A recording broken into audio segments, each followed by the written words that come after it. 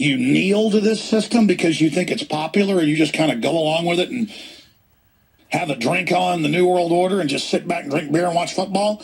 That's too depressing, man. I choose to think everything's good. Boy, let me tell you, hell would be locked up with a bunch of guys like that. Hell would be locked up with people like that just put up with all this stuff. You guys aren't men. You are the equivalent of 12-year-olds who watched Madison Avenue programming and were taught you weren't cool. So your whole life, you do whatever the system says, trying to be cool, trying to get acceptance, trying to be part of the system. There is no system. There's an artificial construct that they're trying to insert us into. And before it's completed, we have to sabotage it immediately any way we can. And like great white sharks, just like Stefan Molyneux said, when humans don't see their cage, they're very easy to control. Once we see it, we're like great white sharks chewing through the nets. We just have to collectively reach out with our pinky and just shove the New World Order, and we can rip their arms out like Beowulf pulling Grendel's arm out of its socket.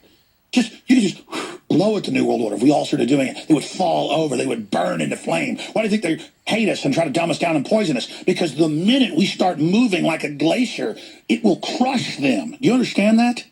These people need to be annihilated. And you need to understand something, ladies and gentlemen. I don't say that because I would think about how I want to annihilate them. I'm like a mother who can pick a car up off their baby because it's screaming and begging for help. That's been documented over and over again. It's that same instinct, and that's what you need to go for. What you hear in my discuss with these people is the primal survival instinct to get them off of us. To get them off of us. That's what you're hearing.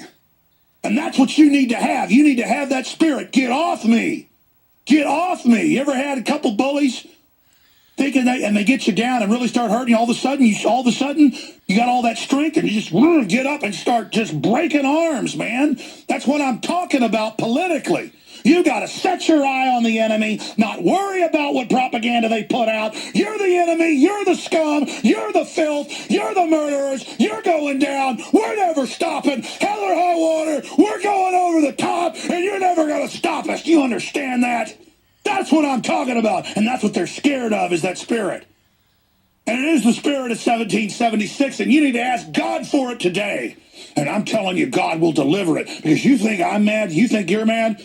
Can you imagine the Creator that gives us everything that's good, but has to give us free will, so evil is there to test us? Can you imagine how much God that gives us all the good things, our children, everything? Can you imagine what God thinks about this? Can you imagine?